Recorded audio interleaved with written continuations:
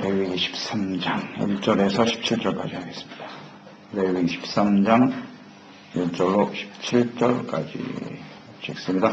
여호와께서 모세와 아론에게 말씀하여 이르시되 만일 사람이 그의 피부에 무엇이 돋거나 뾰루지가 나거든 색점이 생겨서 그의 피부에 나병 같은 것이 생기거든 그를 곧 제사장 아론에게나 그의 아들 중 한 제사장에게로 데리고 갈 것이요 제사장은 그 피부의 병을 진찰할지니 환부의 털이 휘어졌고 환부가 피부보다 오목하여졌으면 이는 나병의 환부라. 제사장이 그를 진찰하여 그를 부정하다 할 것이요 피부의 색점이 희거나 오목하지 아니하고 그 털이 희지 아니하면 제사장은 그 환자를 이래 동안 가두어 둘 것이며 이래 만에 제사장이 그를 진찰할지니 그가 보기에 그 환부가 변하지 아니하고 평생의 피부에 퍼지지 아니하였으면 제사장이 그를 또 이래 동안을 가두어 둘 것이며 이래 만에 제사장이 또 진찰할지니 그 환부가 열거졌고 병색의 피부에 퍼지지 아니하였으면 피부병이라. 제사장이 그를 정하다 할 것이요 그의 옷을 빨 것이요 그러면 정하리라.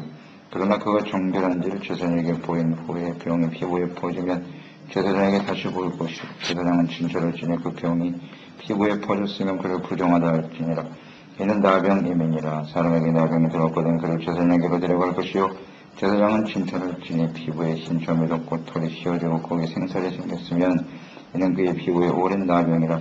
제사장이 부정하다 할 것이요 그가 이미 부정하였은즉 가두어 두지는 않을 것이며 제사장이 보기에 나병이 그 피부에 크게 발생하였을 때 그 환자의 머리부터 발끝까지 퍼졌으면 그가 진찰할 것이요 나병이 과연 그의 전신에 퍼졌으면 그 환자를 정하다 할지니 다시 휘어진 자인즉 정하거니와 아무 때든지 그에게 생살이 보이면 그는 부정한즉 제사장이 생살을 진찰하고 그를 부정하다 할지니 그 생살은 부정한 것인즉 이는 나병이며 그 생살이 변하여 다시 휘어지면 제사장에게로 갈 것이요 제사장은 그를 진찰하여서 그 환부가 휘어졌으면 환자를 정하다 할지니 그는 정하니라. 사망에 이르는 죄를 주의하라. 거룩한 백성의 정결한 삶을 위한 규례를 말씀하고 계십니다. 외적인 정결을 통해서 영적 성결을 추구하라. 그러니까 정과 부정을 주님께서 정해놓으심으로써 하나님의 백성은 정결한 삶을 살아야 한다. 생활 속에서도 정결해야 한다. 그것이 의식으로만 흐르면 안 되고 의식으로만 지켜질 것이 아니라 영적인 성결, 죄를 멀리하고 깨끗한 하나님의 자녀 백성이 되어야 한다는 주님의 뜻이 잘 나타나 있습니다. 또 모든 사람들에게 이 죄가 전염되기 쉽거든요.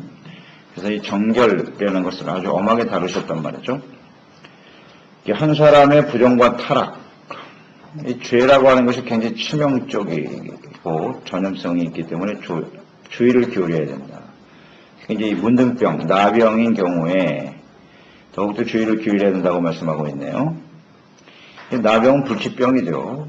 고침받을 수가 없습니다. 굉장히 치명적인 병세로서 이것은 이제 영적인 것과 아주 밀접한 관계를 갖고 있어요. 이 나병은. 이 나병을 관리하지 않고 방치하게 되면 주변 사람들에게 전염이 되고요. 본인도 죽을 뿐만 아니라 다른 사람도 죽음에 이르는 심각한 병이죠. 그래서 그냥 내버려 두면 안 된다는 거죠. 나병을 죄로 생각하면 될 것 같아요. 이 죄도 굉장히 치명적이에요. 죄를 그냥 내버려 두면 결국 사람들을 사망에 이르게 한단 말이죠. 그리고 전염성이 매우 강하기 때문에 방치두지 말고 잘 관리하라는 겁니다. 개인의 죽음뿐만 아니라 주변의 모든 사람들을 사망으로 이끌어가는 것이 나병의 죄다. 그래서 나병과 죄의 관계를 우리가 잘 좀 묵상해 볼 필요가 있어요. 나병은 치명적인 질병이다. 죄 역시 마찬가지예요. 영적으로는 아주 치명적이다. 죽음에 이르게 된다는 특성을 갖고 있고 또 나병은 사람들과 격리시켜줘. 나병에 걸리면 가족과 헤어져야 되고 사회와 공동체에서 격리되어져야 하는 거예요. 역시 죄도 마찬가지예요. 죄를 짓게 되면 하나님과 우리가 격리되는 거예요. 분리되는 거예요. 사람과 사람을 격리시켜요. 죄는. 그런 특성을 갖고 있지요. 또 나병은 아주 조그만 반점으로 시작하죠. 그러나 이것이 온몸에 퍼지죠. 죄도 마찬가지예요. 아주 작은 것 같지만 그것이 결국 우리의 영혼을 완전히 사망에 이르게 한다는 거. 계속 퍼져요. 죄는. 더 커져간다는 거. 이게 나병과 공통점이라고 볼 수 있겠고요. 그리고 전염성이 아주 강하다는 거죠. 나 자신뿐만 아니라 그 죄로 인해서 모든 사람들이 범죄하게 되는 것이다.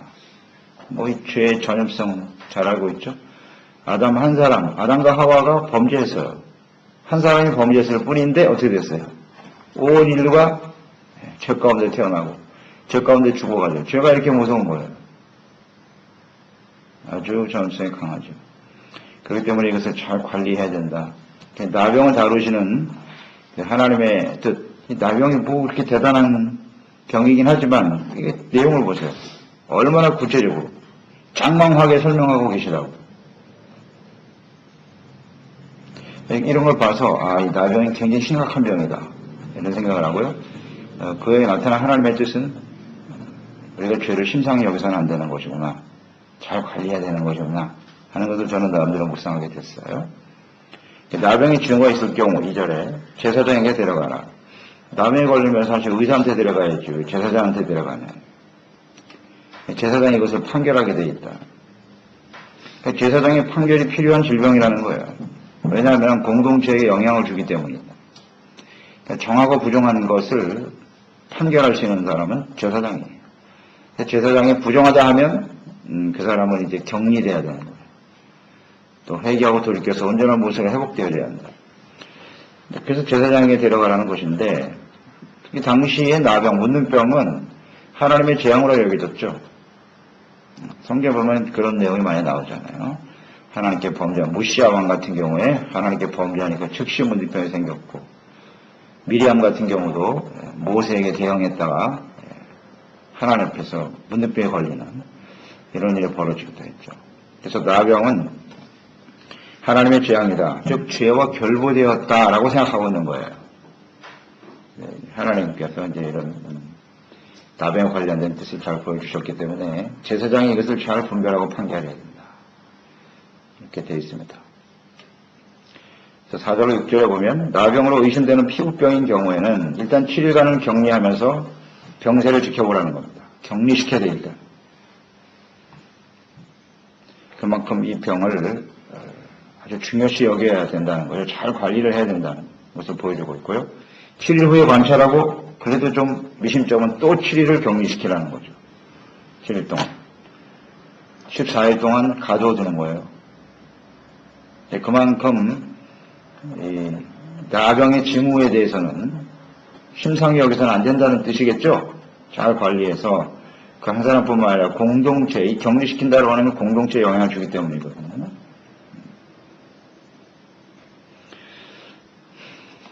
그래서 관찰 후에 이상이 없으면 그때 정하다고 판결을 내리고 내보내라는 거죠.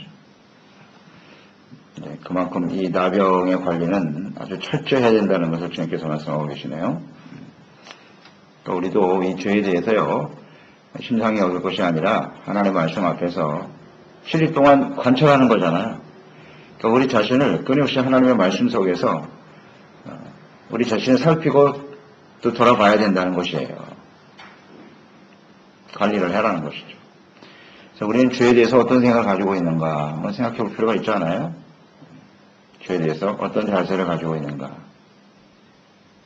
이렇게 주의를 기울이면서 우리 자신을 살피고 있나요?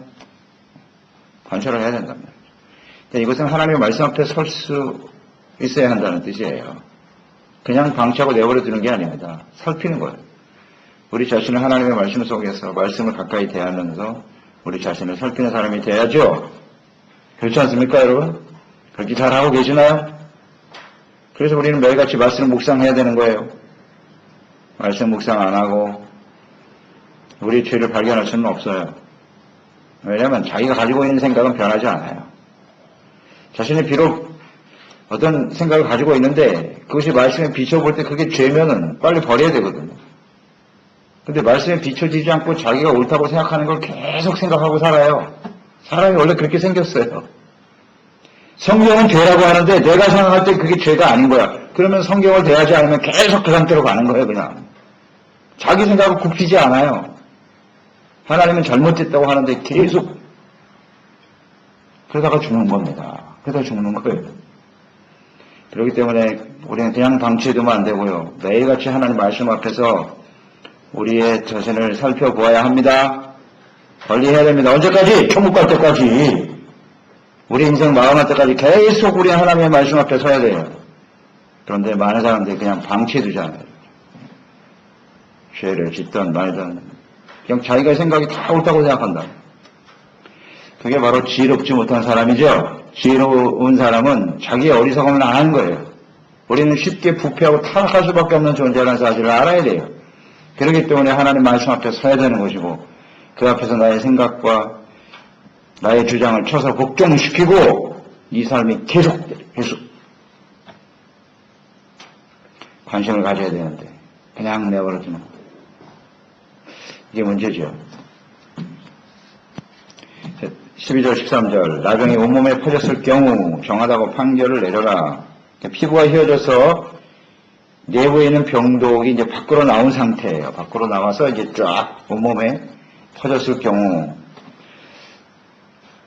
완쾌된 상태다 이렇게 보는 거죠. 그러니까 처음에 병균이 이렇게 내재하고 있다가 이것이 어느 정도 치료가 되면 이렇게 바깥으로 퍼지는가 봐요. 이렇게 나병의 특성이.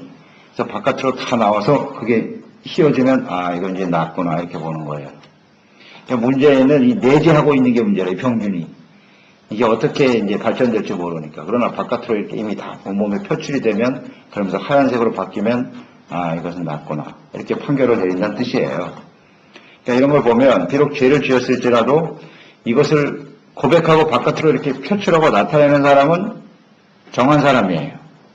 회개하고 나타낼 수 있으니까 이런 사람은 깨끗해지는 거예요. 그런데 죄를 안에 숨겨두고 이게 은밀하게 숨겨둔 죄가 문제라요. 고백을 안 해. 나타내지는 않는 거예요.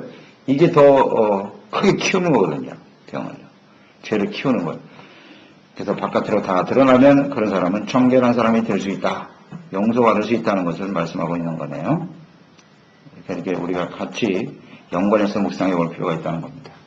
시편 32편 1절 이하에 보면 허물에 사함받고 자신의 죄가 가려진 자는 복이 있도다. 마음에 간사함이 없고 여호와께 정죄를 당하지 않는 자는 복이 있도다. 내가 입을 열지 아니할 때는 종일 신음함으로 내 뼈가 수하였도다. 내가 고백하지 않을 때 주의 손이 주여라 나를 누르시오니 내 진액이 빠져서 여름 강우의 마름같이 되었나이다. 그러니까 죄를 토설하지 않고 계속 마음속에 두고 있을 때의 상태죠. 하나님은 계속 누르시고 내 진액이 빠져나가는 것 같아요. 이런 상태가 계속되는 거죠. 그러나 토설하고 주님께 자백하고 고백하면 사함받고 은혜를 받는 이게 바로 복이다. 이런 상태인 거예요. 바깥으로 다 드러났을 때. 회개하고 돌이키는 사람이 되어야 합니다. 또 14절로 17절에 보면 생살이 나면 보이면 이렇게 나와 있네요. 나병으로 인해서 피부가 터져 살점이 바깥으로 드러난다 그래요. 증상이. 그러다가 그게 이제 점점 흰색 피부로 바뀌는 거죠. 이렇게. 살이 튀어나왔다가 흰색으로 바뀌면 이 사람은 다 난 것이다. 이렇게 판결을 하는 것이에요. 치유되는 징후이기 때문에 그 사람은 정하다라고 판결을 하라 그랬네요. 이처럼 죄로 인해서 죽을 수밖에 없지만 우리가 이 죄를 회개하고 용서를 받으면 영적으로 휘어지고 깨끗해진다. 그러니까 그만큼 이 문둥병에 대해서는 문둥병이 아주 치명적인 질병이라는 사실을 인식하고 잘 관찰하고 관리해서 주변의 모든 공동체, 다른 사람에게 영향을 주지 않도록 해야 된다 하는 것이 이제 나병을 관리하는 정과 부정으로 정리하시는 하나님의 뜻이 들어있네요. 우리가 좀 잘 묵상해 볼 필요가 있어요. 그래서 오늘 우리 심령 속에 내재하고 있는 이 죄악된 요소들을 우리가 어떻게 잘 관리하고 있는가, 방치되지 않도록. 이것은 반드시 다른 사람에게 영향을 주거든요. 영향을 줘요. 죄가 사라져야 하나님 앞에 우리가 용서받아야 감사가 넘치게 되고, 감사가 이렇게 겉으로 드러나는 사람, 이런 사람은 이제 병이 치료된 사람이에요. 영적으로 건강한 사람이라는 거예요. 감사가 넘치고 기쁨이 충만하고 평강이 넘치고 사람들과 이렇게 화목하게 되잖아요. 화평을 하게 되고 화목하고 기쁨과 주님의 사랑이 넘치는 상태. 이것이 건강한 사람이죠. 그러니까 우리가 영적으로 건강한가 그렇지 않은가를 잘 점검해 보시기 바랍니다. 이제 우리가 이 정도 하는 말씀 듣고 신앙생활 했으면 알잖아요. 이제 증상을. 본인이 증상을 빨리빨리 깨달아야죠. 마음에 기쁨이 없고 평강이 없고 말이죠. 주님의 사랑과 은혜가 넘치지 못한다면, 감사가 넘치지 않다는 얘기는 내가 아직도 죄악을 품고 있다는 얘기. 하나님께 대한 열심도 사라지고, 주님을 섬기는 섬김에 대한 열심도 사라지고, 이건 병이 아주 깊어져가는 상황이잖아요. 이것을 먼저 알고, 심각하게 생각해야 돼요, 생각하게. 왜냐하면 나를 이런 상태에서 내가 누구를 만나면 그 사람한테 그대로 전염이 되는 거예요. 그렇습니까? 안 그렇습니까? 반드시 전염이 돼요. 내 마음속에 평안이 없어. 분노가 넘쳐. 그러면 사람들과 만나면 그게 그대로 전달이 돼요. 전달이 되게 돼 있어요. 그럼 그게 몇 배로 돼서 또 나한테 돌아와. 그 사람 때문에 또 그 사람 기분 나빠 또 다른 사람한테 또 연결이 되고 쫙 퍼진다고. 순식간에 이 죄는 퍼지는 거예요. 그래서 우리가 이렇게 죄악으로 인해서 나 자신뿐만 아니라 다른 사람을 죽이는 사람이 돼서는 안 되잖아요. 우리 예수 믿는 사람은 살리는 사람이 돼야지 죽이는 사람이 되면 안 되잖아요. 그래서 이 죄악의 바이러스를 퍼뜨리는 사람이 아니라 그것을 잘 관리해서 다른 사람들에게 유익과 생명을 주는 그런 지체들이 되어야겠죠. 그런 공동체를 만들어가는 일에 힘쓰는 저희들이 되어야 해요. 그리고 우리가 또 그런 죄악된 모습을 보면 나뿐만 아니라 다른 사람들에게 그런 모습이 보여질 때 또 우리도 잘 주의를 기울여야죠. 주의를 기울여서 잘 관리를 해야지 그 분별할 줄 알아야 된다는 얘기입니다. 분별을 잘해서 주의를 기울이는 그런 사람들이 되어야겠죠. 나도 그러한 모습으로 살아가지 않도록 잘 자기를 관리하면서 정결한 하나님의 백성으로 함께 세워져 갈 수 있는 일을 위해서 기도하고 헌신하는 저희들이 되어야겠습니다. 기도하겠습니다. 하나님 아버지, 오늘 나병에 관한 규례를 우리가 봅니다. 하나님께서 이것을 철저하게 잘 관리하라고 말씀하고 계시네요. 나병은 치명적인 병입니다. 그리고 전염성이 매우 강하기 때문이에요. 그래서 잘 관리할 필요가 있다는 주님의 뜻을 우리가 생각합니다. 이것은 이제 죄와 같거든요, 나병. 죄는 반드시 사망에 이르게 해요. 아주 치명적인 것입니다. 그리고 전염성이 강해서 아담과 하와가 범죄했는데 온 인류가 죄 가운데 죽어가잖아요. 이 죄가 얼마나 심각한데. 그런데 우리는 이것을